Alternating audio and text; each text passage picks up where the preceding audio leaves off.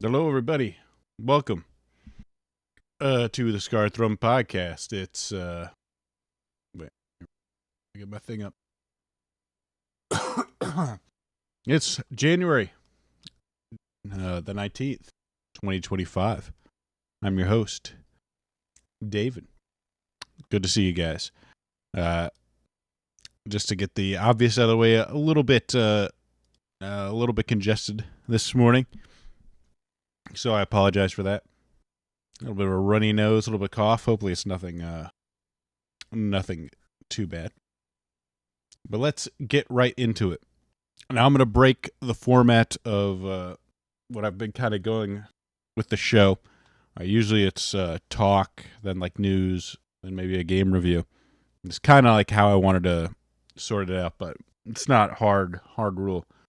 Because we need to discuss some news here first. That way other things make sense. So this is Elon Musk. So here is this article. Diablo 4. Elon Musk might officially be the best Diablo 4 player in the world. I've covered this before. I thought it was super cool that, Elon Musk, richest man in the world, also an avid gamer. He got one of the best the sort of like leaderboards. He got one of the best times in this map called the Pit. All right. And he had the best clear time for it, which was very cool. Very cool to see the richest man in the world. Obviously, a lot of times you have like people say, oh, gaming's for losers. Gaming's, leads you nowhere. Successful people don't play video games. All those stupid tropes. But Elon Musk out here proving that it is not true. It's hard to complain when the richest man in the world with a bunch of kids. I mean, he has everything. He has everything that tradcons think is great. Monetary success, children. He's got over 10 of them. With a bunch of different women, so maybe they don't find that all successful. But, I mean, hey, by the metrics, by the numbers, Elon Musk is a pretty successful guy. So this was very cool, and I thought it was cool too. Something's come to light recently that isn't so cool, and let's go into this. This is from Alex Aguilera here. What an ego trip! Ego must have been live streaming himself playing overpowered Path to Exile 2 character, and proudly and seriously pretending that he got there himself. And actual PoE veterans are laughing their asses off watching and dissecting the charade. Why, Elon? Why? That a little bit biased every now and then. The reality is this. I thought there was a bar. Assistant does a lot of grinding. This is Elon here, right? Hold on a second. Let me yell it. Let's make this bigger. That a little bit biased every now and then. The reality is this. I thought there was a bar. Assistant does a lot of grinding. This is Elon here, right? And this is like his assistant or whatever, right? But actually, it's like this. This is what Elon's doing. He's got a tab called Elon's Maps that his guy puts in. By the way, this is a guy reacting to Elon with another guy reacting to the guy reacting to Elon. This is a streamer content creation at its finest. Well, let's go over here because I think this was the part that and this is, I guess to kind of break down what he's discussing here is Elon.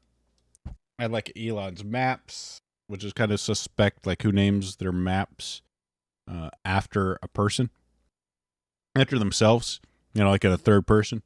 No one usually refers to themselves like that. He was kind of lacking some of the muscle memory, to get to where he's at on his character. He's one of the top.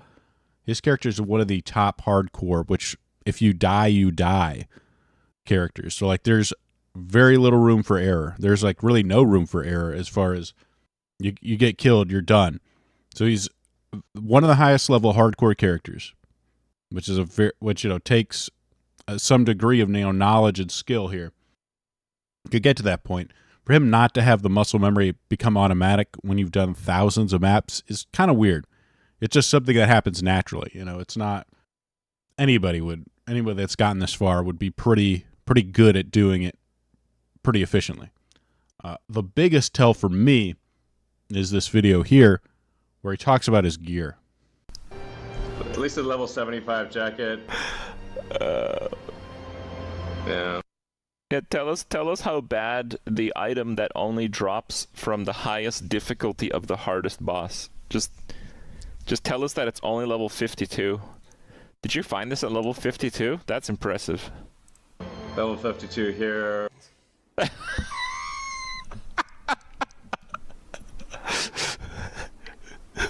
Bro, Elon Musk is a fucking fraud, bro. He's a fucking fraud.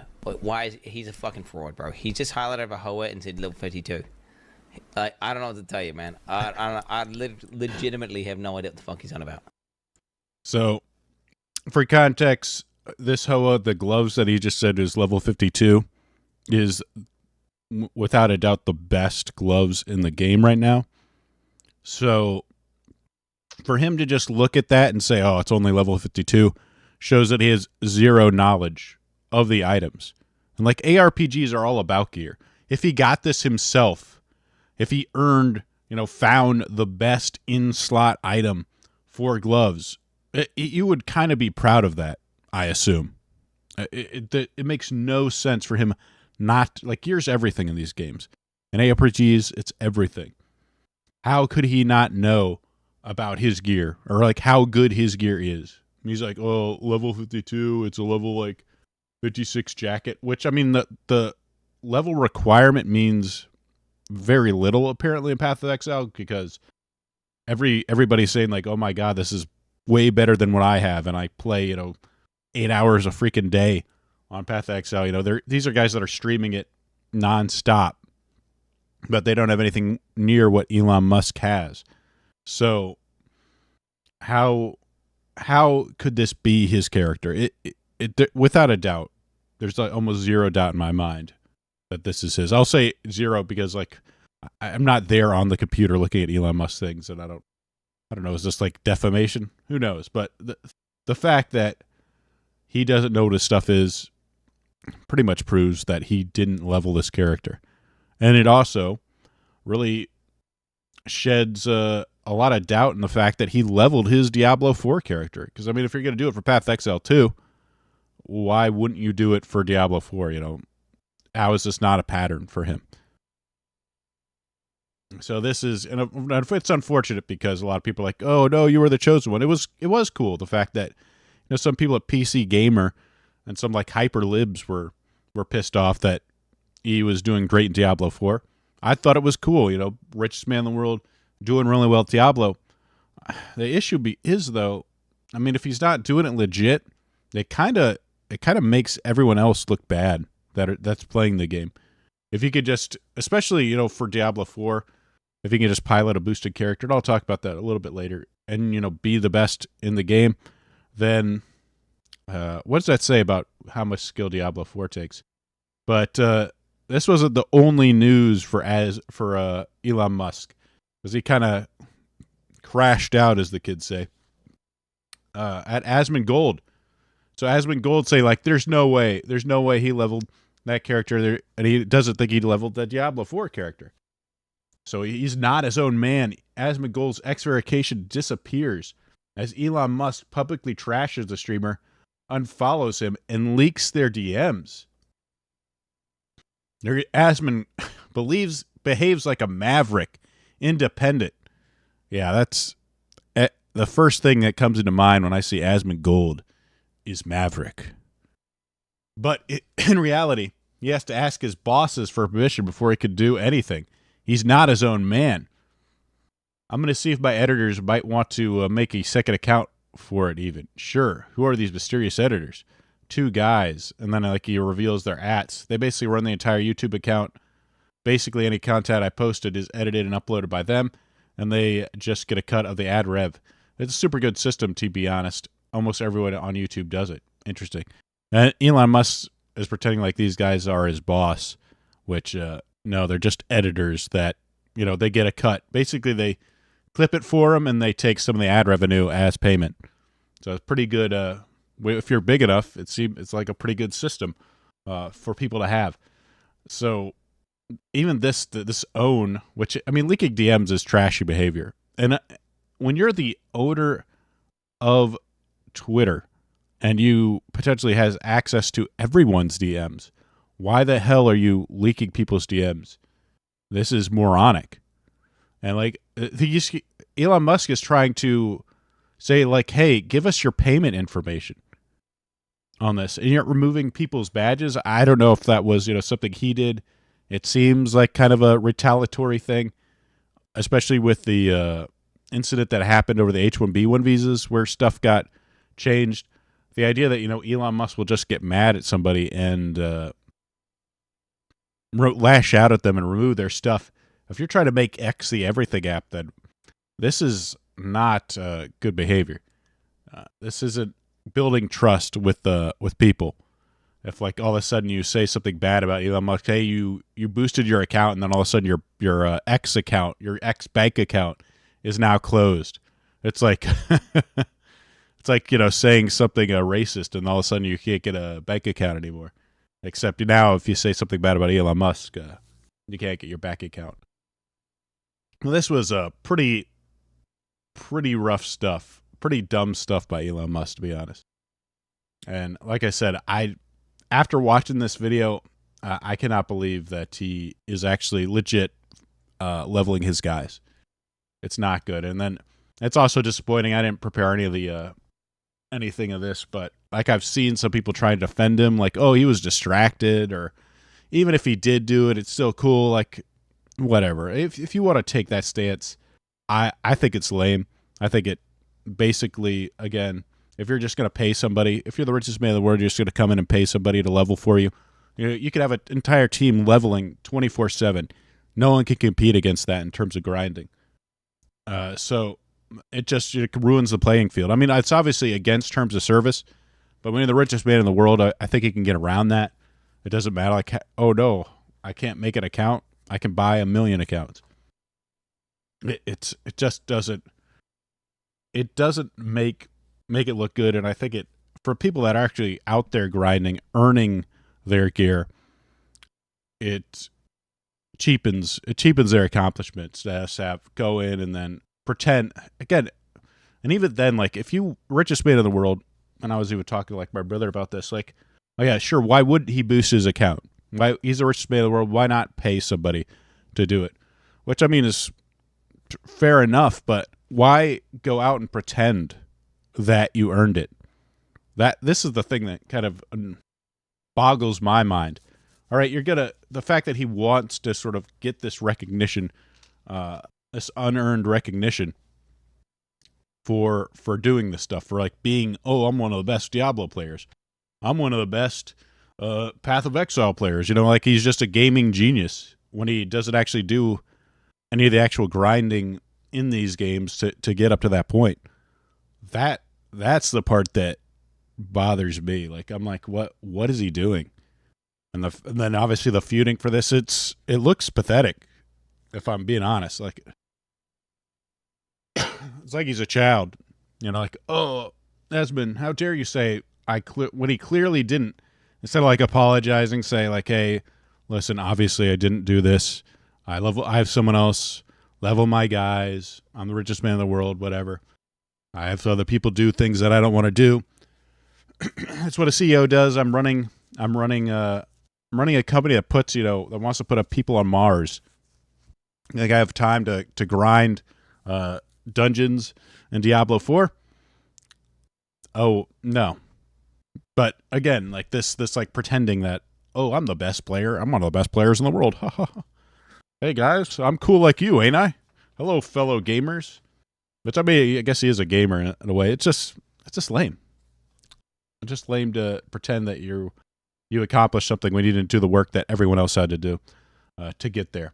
But this brings me to my topic that I wanted to get into, and why I think Elon Musk proves that Diablo 4 takes no skill. So maybe I'll just put on a little bit of footage of me playing Diablo 4. So this idea that you can just get boosted. I mean, and have your character, get up to level 150. I don't know how much he did as far as getting up to that point. He seemed to play Diablo 4 competently. And I think, Asmund Gold brought up the point that you couldn't really tell if it was him playing or someone else playing, because he piloted the character fairly competently. So but as he brought up, like, is Diablo 4 the kind of game where anyone can just, hop on and do well as long as they have the gear? And I think that's probably true. The problem with, ARPGs like Diablo 4, like a lot of RPGs, or like I was talking about with the gacha games at this point. Once you add RPG mechanics into the game, it dilutes the impact of player input. So a game that you would say, like, and I guess to define like sort of skill is a very broad term.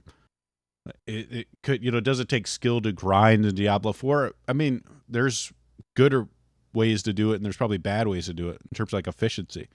So you could make the argument that there's skill here, but when I'm referring to skill, I'm talking about, pure player input. A game, like a shoot 'em up, a fighting game, rhythm games, games that are just pure player input. You have to dodge it. There's nothing like adding to your damage. There's no grinding for levels or XP, anything like that. It's just, pure player input and understanding the mechanics and whatnot. So for skill, when you have these sort of games that add in as you can see, you have gear that improves your stats. You have, I'm going to mute this because I guess my mic was on. You have gear that adds to your stats, your damage. You have level, XPs that again add to those stats.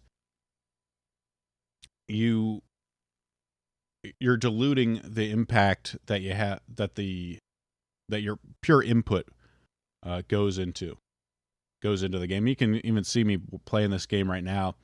If I had better gear, I could just waste this thing. This is a group raid, but the fact that I'm dying in one hit, the fact that I'm not doing a ton of damage, if I had better gear, if I had more levels, this would be. And actually, this is like the beta footage. When I actually got into the actual game and played it, it was a lot easier because you could just level up a bit more and fight it. Once you over level it, it becomes far easier to beat. And of course, its pattern's pretty simple. Once you understand it, it's a lot easier. So the impact that using my skills, making sure I shoot them as quickly as possible. The fact that I have all the maximum amount of buffs going at a time. Those are all things that my input would impact. But as you can see, it doesn't make as much difference as my gear that I have on. It's not like you can just show up with bare minimum gear and just solo this thing. You need to have a lot there. So you'd have to really grind or have some really solid gear to actually do a significant amount of damage to this thing.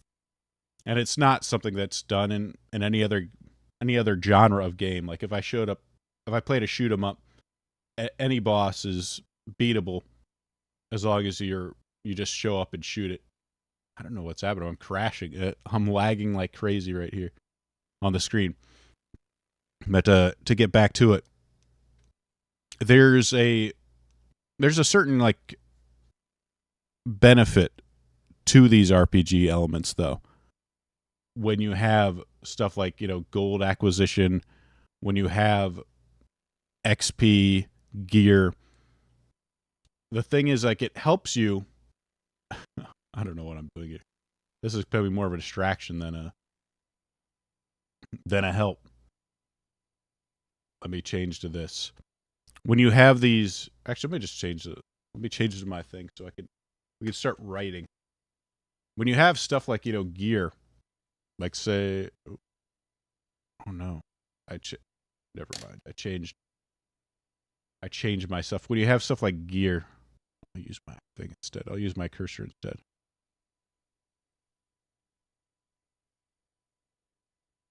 Like there's different like levels of like say this like a difficulty curve. You know, as you go, the game, I think theoretically, this is like what, you know, a difficulty curve would be, like a standard one, where it's, you know, starts out very easy at the game, and slowly sort of like ramps up in difficulty. So this is, you know, difficulty.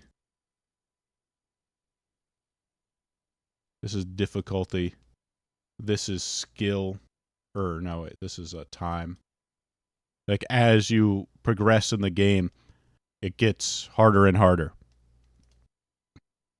I guess you can't see the cursor either. So as the game goes on, it gets harder. And for like a pure skill game, this could be very kind of difficult to achieve, because this is the sort of standard. This is the like sort of like the standard way skills improve. And this is by George Leonard in Mastery. He kind of came up with the idea like this is how people improve. So basically, as they play, they get better over time, but a lot of it's just plateaus. Like you kind of hit a plateau, then you have this sort of time of self-improvement. Then you get a little worse. Like this is like your peak when you're playing at your best. Awesome. And like I've had this happen multiple times. I'm sure anyone that's played sort of competitive fighting games or any sort of like competitive online games, you'll reach this plateau. Like you'll be able to break through your peak. Like for like Splatoon, it was like go from like S+ to S rank. You'll be able to get there. Then all of a sudden you're going to fall back down because like you're just playing really good. Maybe you get some few lucky matches in there. Then you fall back down and like, oh God, you fall out of X rank and no. And then you plateau again. And then you keep grinding. This is like when everyone uses the term ELO hell. The plateaus are kind of like ELO hell because you don't have the skill to sort of break through the sort of variance of the teammates. You don't have the skill to, you know, just dominate other players in that rank. And then eventually you break through again. And then this time you plateau at a place that's like good enough that you don't have to worry about falling down the ranks. You're good enough at that point. And even if you did fall down the rank, like to S+, you would just dominate those players that are in there. And that's, you know, what happened to me. I kept, you know, falling in and out for a while. Then at one point, you know, I got to X rank. I had an unlucky sort of like a string of losses. I fell down to S+. And at that point, I just annihilated every game that was in S+. I got, you know, back up to X rank, and I never fell below it. It just, at that point, I was just too good to, even, you know, the random variants, I wouldn't be able to fall down to X ranks because my skill sort of hit that plateau where I could not fall down below it. And that's normal. That's like a normal, just pure skill game. But this is very frustrating. If you have like a curve like that, it just doesn't work for a lot of players. It can be very frustrating because these plateaus where nothing happens, a lot of people kind of give up at that point. And with a game, with an RPG style game, you're going to have, you know, sort of, let me see. I wish I said it. I was planning on using it, but I can't. That's a shame. Let's see. Let me get another. Let's just get white here. Oop. Let's get another layer. And we can use our. So,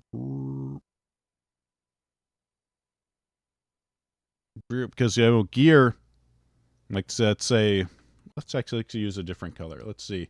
Let's say this red is resource acquisition here. What? I chose, oops, my bad, misclick. Actually, gold would be better. Gold is resource acquisition. It's gold, it's gear. Actually, no, that's completely unseeable. Let's go back to red.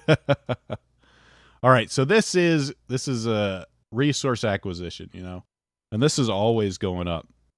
And maybe you'll like find a really nice piece of gear that goes up even more. You'll hit like your ultimate level 30. You get your ultimate skill or some crap, and you know it's constantly going up. You're always gaining XP. This is resources.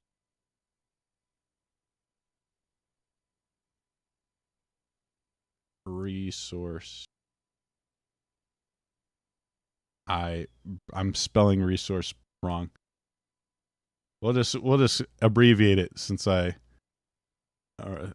SOR resource. I think that's right.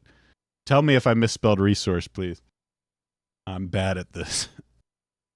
So this is resource, your resource acquisition, and maybe let's use green. So you'll be like, so this is like your skill will be like here. You know, you'll be doing that. This will be like your skill of your inputs here. So you have both. You have both of these things. Look at the ARPG because you have the input. This is skill.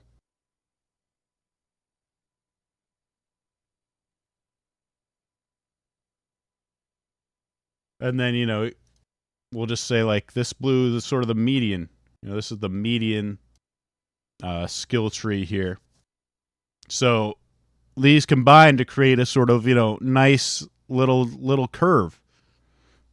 It smooths out how well you can, you know, the gaming experience, if you will, because you're gaining resources, you're improving your skills, and, you know, combined, they make a pretty even difficulty curve. In some ways, you can even, you know, grind if you want to.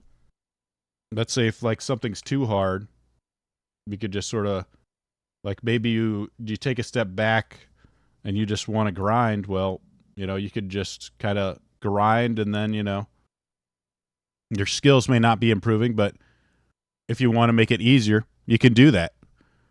Not to mention, in an RPG, there's a lot of like nice psychological effects. Like as I mentioned, you know, with the skill, instead of plateauing, you're always improving when you're playing like an ARPG game because you're always getting more resources. You know, this is always improving here. This is always going up. It's not going unless like you can somehow lose resources in an ARPG game. So this is always getting better. This always goes up. So anytime you play, you're feeling like, okay, I got better. If you're playing, like if I'm playing a shoot 'em up, maybe I get to level 4 without dying. The next time I play, I could easily die on level 3. So did I get better? The evidence would say I got worse since I didn't do as well. Or, you know, people playing fighting games, they fall down a rank in this session. Maybe they go up a rank. It varies a lot. There's a lot of variance. So with an ARPG, you don't have that variance. I mean, maybe you die. Maybe you have a bad session. If you're playing hardcore, maybe you lose your character. But, you know, that's sort of like the risk of hardcore, and why like some really advanced players like that risk. But for like the majority of people, the reason why these games are very popular is that they have this element to smooth it out. Not to mention, when you look at, there's a lot of like nice psychological stuff you can add in. As I mentioned with last week, talking about the gacha games and like Boghog's article, you know, you have big goals and small goals. Well, when you add in resource acquisition, you can have those small goals of like saying like maxing out a single skill with like skill points, reaching level 30, sort of upgrading each piece of gear to like a mythical piece of gear or something like that. These resources are always like small obtainable goals that are really easy to get to, and they, they're really well defined too. Because I mean, getting a level 30, you're going to get to level 30. There's no chance that doesn't happen as long as you play. You're always going to get more gold. It's only a matter of time before the variants you find that piece of gear you're grinding for. As like playing MMOs, I did that quite a bit. Even if it was like a 1,000 drop, eventually you're gonna get that drop. You just need to kill enough stuff. So that's those goals. They lay out those goals really really easily in front of you, and it keeps you playing. Not to mention when you have stuff like this, you also have like the random loot. So you have the sort of gambling aspect. Like anybody knows what the sound of like a rune dropping in that's played Diablo 2, a rune dropping sounds like. Like it's just something that's ingrained in your mind in Diablo 2. Or the sound of like a jewel. Once that jewel drops, you know what that is. It's sort of like a really I'd have to say it's just like a psychological effect. Like, oh wow, then like you gotta like look, see, oh, is it something like super cool? Is it something that's super normal? It's an instant dopamine hit once you add like random loot, and then you can add like random like FX re-rolling. It's something that's psychologically very pleasing, and there's a reason like a lot of these gacha games go into that route, because one, it's very easy to control the just how much damage you can do using these resources, using sort of like the stat systems and the weapon damage systems. In gacha games, it's almost a way to dilute the impact of player skill, because skill is a bad thing for a gacha game to have. If it's too skill based, then there's no reason to grind for resources. The whale that maybe isn't as good as like the top player cannot compete with his money. In a way, the whale wants to be the best because he spent money. Whoever spends the most money does the best. Anyone can kind of compete, as long as Elon Musk would be the best gacha game player in the world. And apparently Diablo 4 has this issue as well, which is kind of what I wanted to get to. Because I mean, if resource acquisition, let me make a new thing. Let's see, new page here. Let's clear this out. So there's probably actually a more efficient way to do that, but let's see. So let's stick with red actually. So let's see. Let's get like another graph. I don't know. So let's say this is time. This is your time playing. I don't know what this graph is. Importance. Let's call it importance. This is the importance of or impact, whatever you want to call it. So this is resource acquisition. It's always going up, but you'd think at like end game, it would sort of let's pretend it doesn't go down here, but it would level off. It would level off at the end game, because that's what gear does. You reach your max level, you level up all your skills. Your gear gets to a point where it might give you like a little bit extra, like you can kind of like, tweak stuff at this point. So this is still resources. So at that point, player skill should, if this is player skill. Let's for the example here. This isn't, at some point you'd think player skill would kind of like catch up to the importance of resource acquisition in terms of like how important it is. At some point you had to get like better at controlling the stuff, but I think the way Diablo 4 is structured, it just doesn't do that. Player skill just isn't that impactful. There's not enough like complexity in the inputs to get anywhere close to how important resources, having the gear, having the levels, and if you think about it, if like resource acquisition is the most important thing, well, Elon Musk is the best in the world at resource acquisition. There's no one better. He's the richest man on earth. If we throw out any sense of fair play or terms of service, Elon can, max this out. He can have, people playing for him 24/7. He can have like a team of guys do it. There's no stopping him. I mean, his only limit is this idea that he needs to make it believable that he's the one that's doing it. The fact that he wants to pretend that he put in the time and effort to sort of be on the same level. Because I mean, if it's so obvious that he cheated, that no one's, I was like, oh yeah, good job, Elon. Way to win way to get the best clear time on the pit. Good for you. Like, there's always going to be an asterisk next to any of his accomplishments. Well, where's the fun in that for him? So that's the only reason. If resource acquisition is it, then a guy like Elon just, dominates.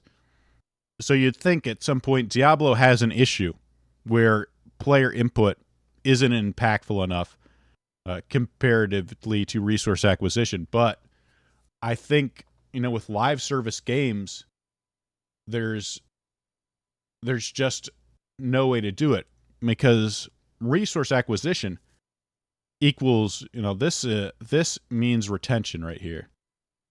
Retention.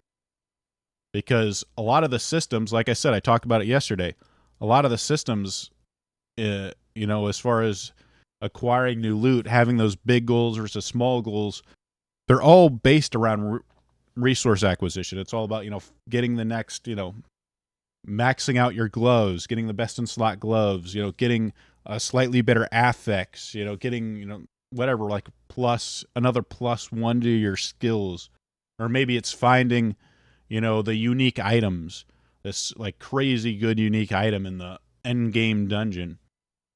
Retention is all about, this. The more they go into the sort of live service model, the more they have to make sure this bar is better than skill, because skill is just not, it's fun. And, some people do it, some people live to like play better at games, but it's not the majority of people. This is far more viable economically to focus on resource acquisition. But psychologically, I think we're just sort of programmed to do this. And that really skill, in sort of like, ancient times, there would be a clear, relationship between the two. The more skill you have, the more resource acquisition you get. But in a video game, it's, they're connected in a sense, but not necessarily. The impact between the two has the relationship is a little bit off in Diablo 4. And I don't know if it's better in Path XL 2. We'll see. I think PoE2 tried to make a game that's a little more complex. And this is, I guess, the issue when you want to sort of make it more casually accessible, is that you throw this relationship kind of out of balance. So where player skill just isn't as important, game knowledge, which I guess, game knowledge could be considered a factor in skill, because the more you know, the more, the better your decisions are. So the more basically your knowledge is going to allow you to make better inputs. The better your inputs are. So there is a relationship there, but again, that's kind of the thing I wanted to get into. Like Diablo 4, clearly, if Elon Musk can get in there and not have thousands of hours that other people have, like the people that he's competed against have probably played 10,000 plus hours in ARPGs, not necessarily Diablo 4, but maybe. And I don't think he has anywhere near that amount of playtime, but he's still able to beat them at the sort of the hardest dungeon in the game, because again, resource acquisition, this stuff is just too important in the game.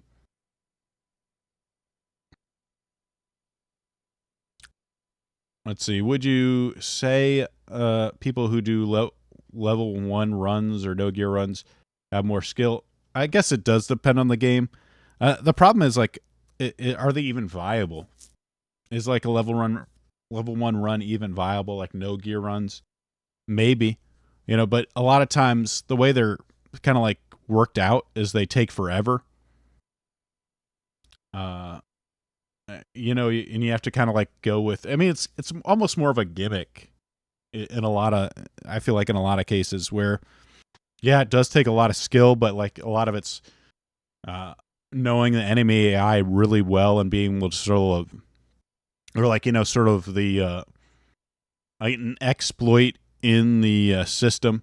Like I know with if you've seen like I guess like Elden Ring or like Dark Souls runs, where they just sort of know the sort of like broken stuff, but at this like those sort of speed runs, they know the sort of like way around it. There's definitely skill there because their inputs are flawless. They know exactly how to do that, and they've done that run hundreds of times probably to get it as perfect as possible. So yeah, it does take skill, but I think with like a Diablo 4, I don't even think that would be possible. And even if you try like go as under gear as possible, which is I get it, a cool thing to do to challenge yourself, but it just ends up taking forever. No gear is viable, no experience, not so much. Yeah, exactly. I mean, you can try to do it. I mean, memorization is a skill. A lot of these games are like single player games are memorization, knowing exactly where the enemies are going to show up, having a sort of like route in mind.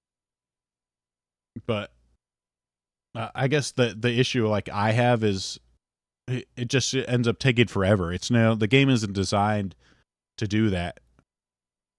So you end up just like hacking at a guy for freaking ever to try and beat him, unless like there's some, maybe some games skill is more important than they have some gear acquisition. But like I remember like Diablo 2 speed runs, you get certain they know like the certain stuff that has stats and what skills or particularly items you can get to still beat it, and that's pretty cool. But I don't think it changes the like sort of like core mechanics of the game. Yeah, and I'm not even saying like doing this to say Diablo 4 is bad. I'm just saying that this is like how these games work, and that's why a guy like Elon Musk can be the best player in the game, while other people that have far more time and far more skill in the game can do worse than him. Because I mean, really, a fighting game, if you put Elon Musk in a fighting game, he could pay to get to the max level, he would get annihilated immediately. You couldn't do it with like a shoot 'em up. You couldn't do this like League. Someone brought up League of Legends. Oh, people buy League of Legends characters. Good luck, Elon. Good luck getting boosted in League of Legends and then going into a game and not getting your ass wrecked. It just wouldn't happen the same way. I mean, I'm sure Elon Musk. He's a genius, so he probably learns very quickly. But I just don't see him doing that in other games. So I mean, this is just like the sort of relationship between, more like just using it to highlight the relationship between, skill and these sort of like RPG mechanics, resource mechanics. That's like even in something like Minecraft. The second you get like fully enchanted diamond armor, you're almost invincible, and even in hard mode. So once you gather the right resources, the game gets far easier. Your sort of like skill at dealing with enemies becomes far more almost irrelevant, because you just bust in there and just beat their ass. No sort of thinking needed. Well, let's move on. Oh boy. First, I'm gonna get a drink. this took me much longer than I thought it would. We're going to talk about Melonie Mac now. Oh boy, Melonie Mac. Everyone's favorite streamer. So I'll take a drink while I'll just start playing this. A lot of followers here on YouTube and on X because I said I do not want perversion in video games. And that includes that of the straight variety, right? I am a Christian. Everything I do, everything I say, everything in my life is centered around Christ.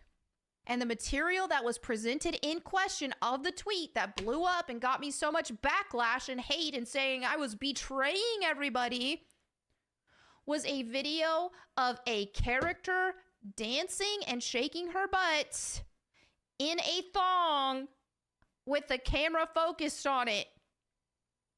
Again. All right, so have my drink. So this is Melonie Mac. She's part of like the anti-woke crowd, and right now there's been a bit of a schism between her and a lot of anti-woke people. Looks like a Christian girl to me. Yes, very Christian looking. I can tell. Yeah, this is actually the first like Melonie Mac video I had, and basically, she seems pretty dumb. But we'll get it. The thing that happened was, she obviously said like this is degenerate. It's leading men astray. She didn't like this. She didn't like this video in particular. Someone posted like, is this what gamers want? And then someone said, no, I don't want this. This is degenerate. Any like decent person would say no. And then Melonie Mac jumped on that too, saying like, yes, I don't want perversion in video games. And a lot of people that the normal sort of anti-woke crowd generally likes this kind of stuff. They like sexy women. They like women shaking their butt. With the camera focused on it. Again, this is enjoyable for men. Just out of respect to my fellow Christian viewers, and I know some. This is from Melonie Mac's Instagram. For fellow Christian, this is okay for fellow Christian viewers, by the way. Some guys are struggling with pornography, and they don't want to see that because of that reason. I'm not forcefully taking this stuff out of existence, but I am shaming it. Just like I do the gay stuff. Just gay stuff, heterosexual stuff, it's all perversion. Because it poisons society. It poisons society. And this is the same argument that feminists make. That having sexualized depictions of women poisons society. It basically encourages men to be sexist when you have these sort of sexualized depictions of women, with shaking their butts. This makes men treat women like objects. This is like Gina Davis Institute will quote, a study that I've covered it before, where like all of a sudden they play Leisure Suit Larry, and then like they're more likely to trade sex for promotions at work or something like that. Essentially they do is they prove that when men are aroused, they make worse decisions. Which, how does that have anything to do with video games? Obviously, it doesn't have a long-term effect. They can't prove that because it doesn't exist. But how is video games going to contribute to that? It doesn't. Don't want to see. This was, again, if you were if the last thing you noticed in this Melonie Mac video was her face filter, then congratulations, you're straight. Because that was the last thing I noticed myself. Viewers, and I know some guys are struggling with pornography, and they don't want to see that. But, I mean, if you're struggling with pornography, that's all right. Melonie Mac is a face filter. I'm not forcefully taking this stuff out of existence, but I am shaming it. That's what men want when they're playing their fantasy escaping is they want a woman with a shrill voice shaming them for playing it. Society. You weren't against the queer stuff for any sort of moral reason. You were against the queer stuff because you weren't attracted to it. But you still want something equally as perverted, but... Yeah, exactly. We didn't like the gay stuff because we weren't attracted to it. And we realized gaming is a straight male hobby. It's a straight male space. We want companies to pander to us. We want companies to act like the majority of people that are playing these video games.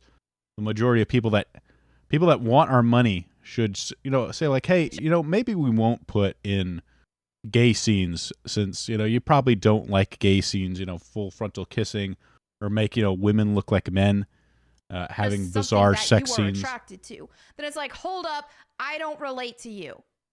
Yes, Melonie Mac basing she doesn't relate to the majority of people that play video games. People who want their ideologies in the game. Ideologies in the game, but basically being straight's an ideology now. So when you have the gay stuff, you also have another branch of perverts, who the gooners, if you will. Gooner is an ideology. Oh, who are watching a ton of pornography, and they want that inserted in everything in their life, and they also need validation. Have I ever been a loser? Have I participated in activities that made me a being loser? one right now. Yes, but I have sought But Jesus. and this is part of that, like, as a Christian, kind of annoys me, is the fact that she's relying so heavy on the Bible. This is like appeal to authority right here, the ultimate authority. Well, see, my views are backed by Jesus Christ, which no evidence cited. And I walk with Jesus Christ. Hey, what you're doing and what you're promoting and what you're normalizing and what you want. By the way, this is heavily edited by myself. Just to point that out, in case someone's thinking like I'm just presenting this normally. In society and in video games in general, to desensitize people is perverted. It's hurting you. It's loser activities. One of the things that annoy, well, maybe now there's all these this, whataboutisms. What about? So this is where her argument just becomes full on retarded. So here's her trying to explain that Lara Croft and this First Descendant stuff are totally different. Lara Croft, what about this? Don't pretend. And so you're either coming from bad faith, it's bad faith, or right you here. are delusional because you are so desensitized from women because you watch so much pornography that you can't even see a woman pornography without thinking of pornographic things. By the way, guys, if you have perverted thoughts, you see this on Perverted Thoughts, it's pornography. You're watching too much of that pornography. You're delusional. Yes. This is absolutely absurd. I mean, look. You look at Lara Croft, she's sexy. Her arguments that, yeah, sexy women exist, which they do exist. But I mean, the fact that women just don't understand how the male sex drive works. Because one, they see Melonie Mac, they're aroused. They see this, they're aroused. They see the First Descendant stuff, they're aroused. Their reaction to all three of these things are pretty similar. The fact that, like, this A-OK First Descendant evil is insane to any normal man. Lara Croft, she's created with a curvy body type. Curvy women exist each and every single day. There is nothing wrong with that. And but if she shakes her ass, I guess it's wrong. The woke side tries to remove female curves is not for the intent of even purity purposes, because women are curvy. She doesn't actually give the reason why woke people want to remove women from games. The reality is, like I said, they want to remove beautiful women from games because they think that men will see them. Much like her, men will see them, and then it makes them more sexist. It's bad for society because it normalizes treating women as sort of sex objects, being aroused by women. That's reality. Not every it woman makes is you curvy, more but sexist. there are lots of women who are curvy. As opposed to seeing beautiful women. Melonie Mac, please, you see beautiful women, you'll be turned to sin. Your sex drive is too uncontrollable.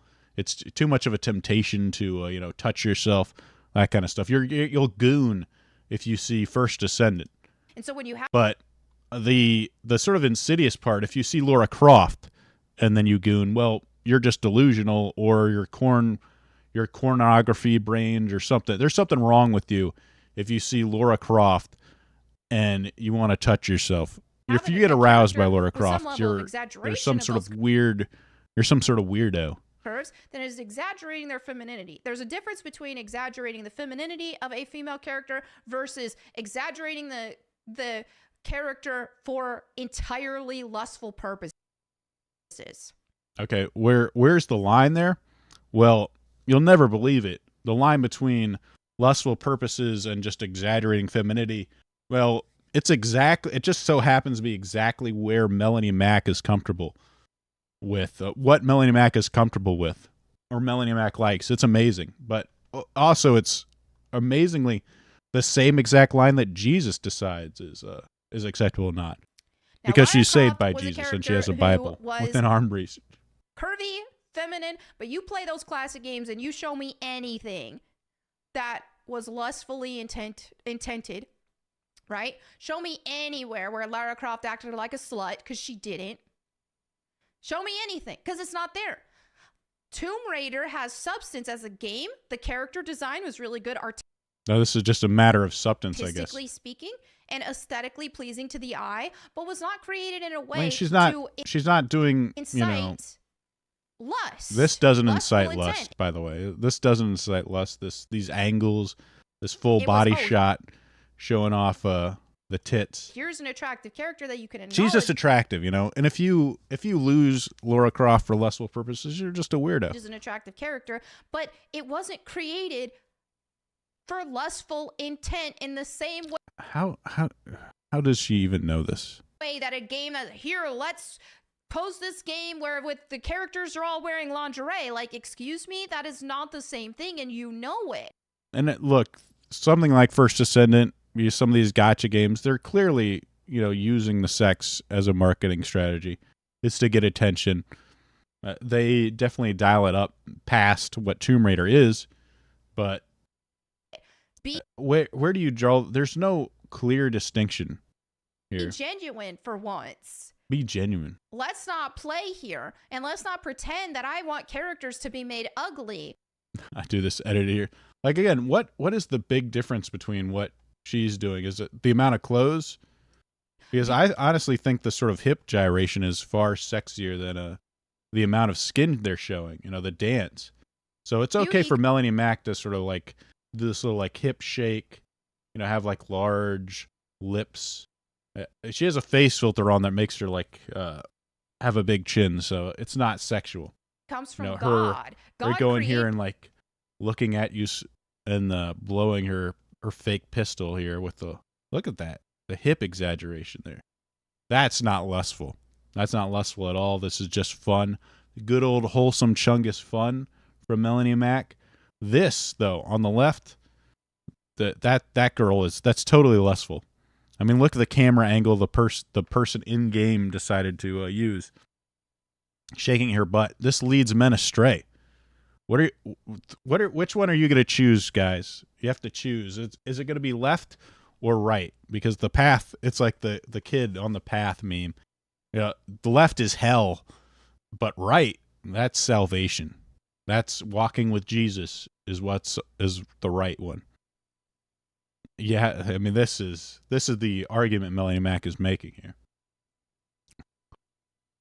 She'd look great with fake tits, though. I like petite women to an extent, so I think she's fine as is. Shorter women with, small frame. That's nice.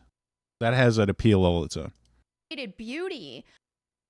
Yes, I want to see video game characters that people create be beautiful as well. Beautiful or perverted. But I don't want them Who knows? to be perverted. Beauty is not. And this is the longhouse right here. This is the female longhouse, because who gets to decide what's beautiful and what's perverted? But apparently the right's okay, the left is perverted. I think, like especially a young guy, he's aroused by both of these. Beauty and both. perversion are two different. So how the hell is he supposed to decide like what the line is if he's aroused by both images? Well, obviously you need to turn to Melonie Mac. She's got a Bible. And she can tell you what's acceptable and what isn't. Stellar Blade, okay. First Descendant, not okay. Tomb Raider, her in her little like Tomb Raider outfit, okay. So basically, you just have to defer to women, these like church ladies, to decide what is and what isn't. All right. Different things. That's the end of the video. And it wasn't just Melonie Mac that's getting involved. Well, Razor Fist decides to jump in and defend her. Smash JT making little video. She doesn't care if women are hot. Her favorite game's Tomb Raider, unless there's a hidden Laura Croft twerking scene I'm aware of. This is not a gotcha. So it's just the twerking, I guess. There's no consistency here. No one can like look at this and say like, all right, yeah, I'm with you. If it's, two men kissing, that's a pretty distinct thing that I don't want in a game. Beauty and perversion are two. But I guess the her hip gyration, that's okay. It's not focusing on her ass, so that's all right. That's cool.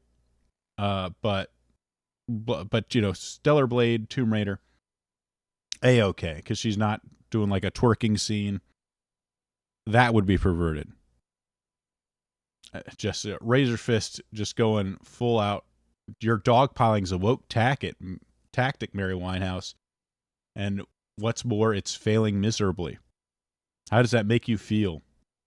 So people getting upset because Razor Fist, in fact, insist on good games that are not spiritually caustic or degenerate. I guess Razor Fist would love to fuck a gender swap version of himself. Is that what Melonie Mac is? I guess that I could see. They both really like wearing black and have long black hair. You got to stick together. And this guy, like John Del Andros, is just a psych.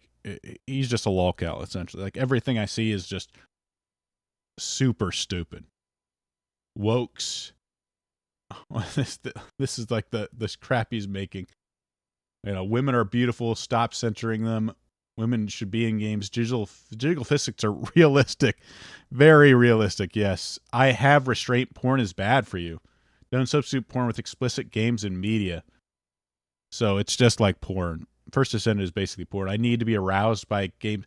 What is the difference between beautiful women and being aroused? Can they explain that to me?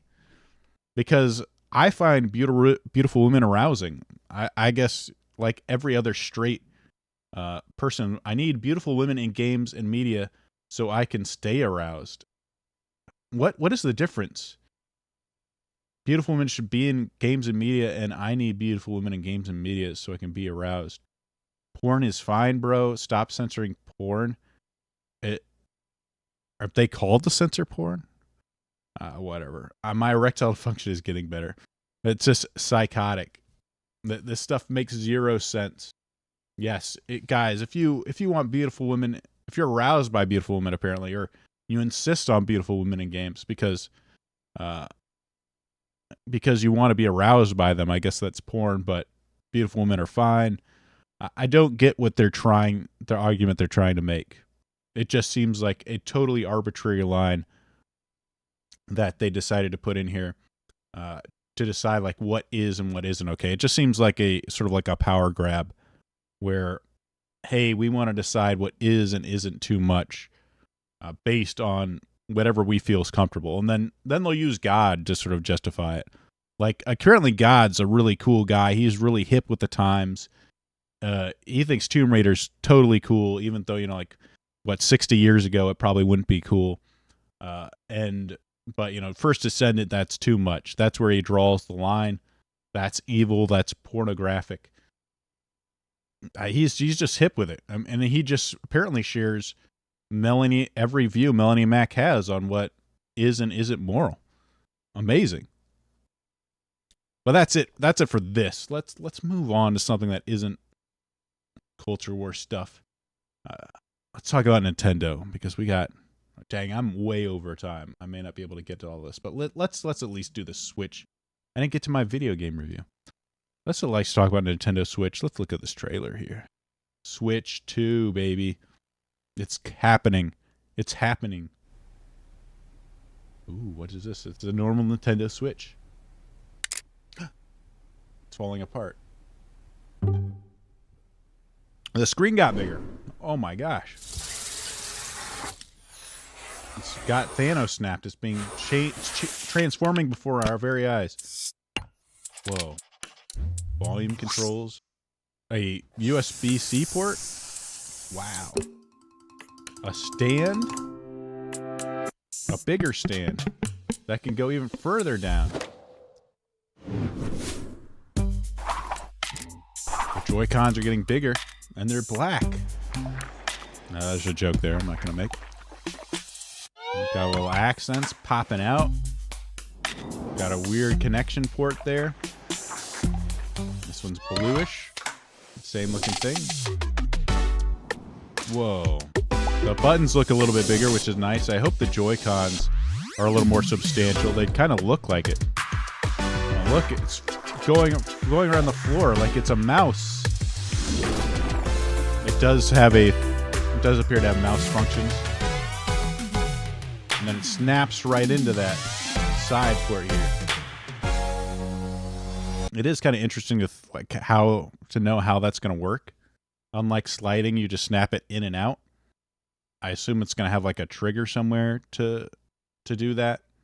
Some people are like, oh, if I hold it by the side, by the Joy-Con, it's going to fall off. Like, I don't know why you would ever do that. But we'll see. Snaps right in. Switch 2.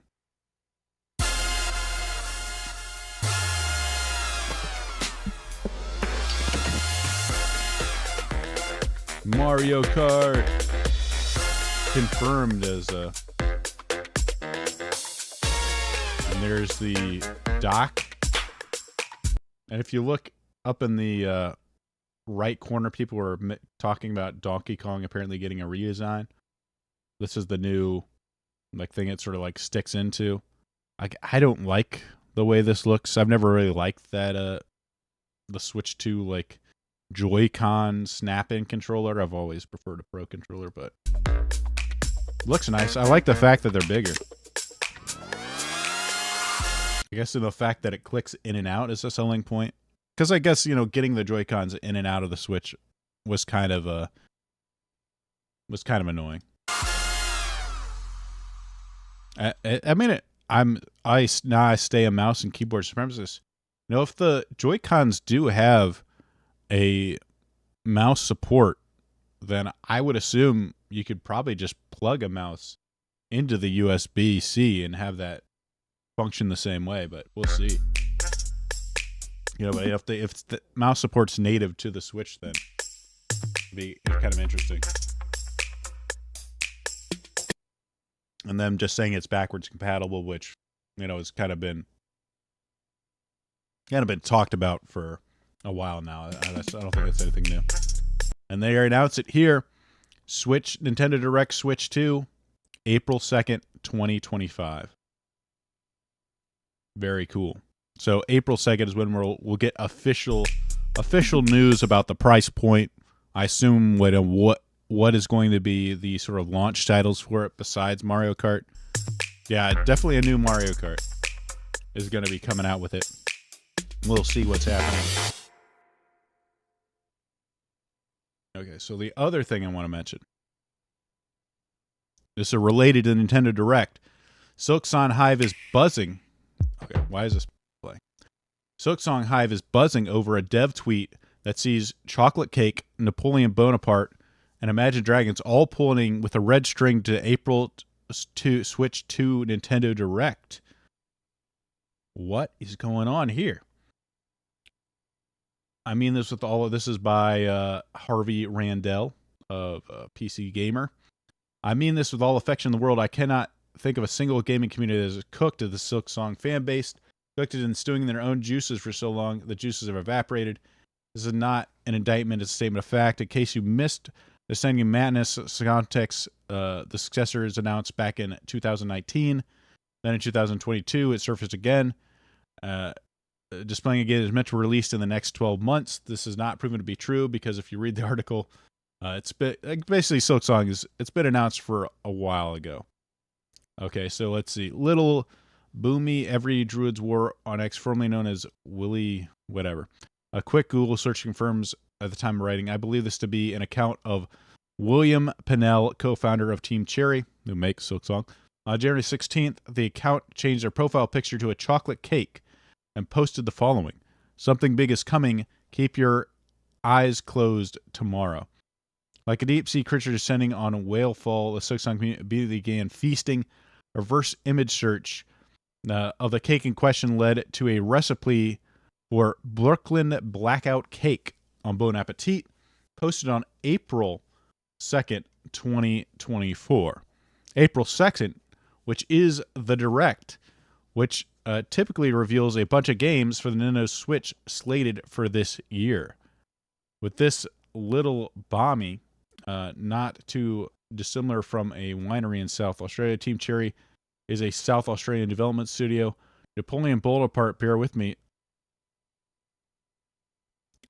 was also called Little Bonnie by James Gilray as part of an anti-French propaganda, Little Bonnie and a Strong Fit. He just so happens to marry Mary Louise of Austria on April 2nd, 1910. All right, so this is just a bunch of crazy. Was dressed in an imperial cloak made of crimson velvet with gold stitch. Hornet wears a red cloak. All right, so they're just going into like the crazy connections that they are making, but it's clear that there is something. There could very well be something there. The fact that the cake was posted on the exact date that the Nintendo Switch 2 Direct is happening is a little more than suspicious.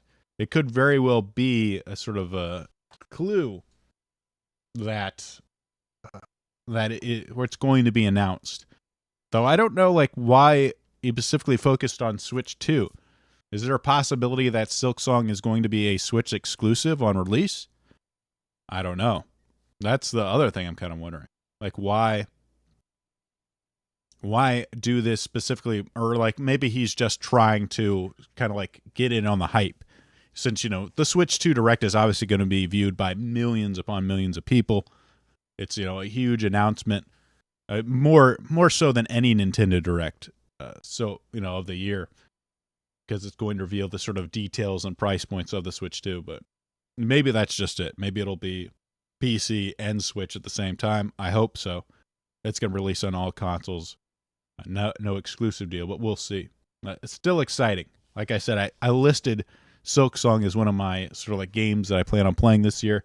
And I just might be getting exactly what I want. So take that, haters and doubters. You doubted Silksong? Well, I was right all along. I just want to point that out. I called it. Don't want to go over stuff, you know. Nah, I guess I'll hold off on this stuff because we're past an hour. I need to get some stuff done. I will be back though at 11 o'clock. Let me rest my voice for 45 minutes as I will be hosting Post Zero. We'll probably be talking about Melonie Mac again, scalpers, anything related, the cancers of hobbies. And of course, you know, it's Post Zero, so we just sort of go on whatever tangent we decide we feel like. So it should be fun. So look forward to that. All right. Thank you guys for listening, and we will talk to you later. Goodbye.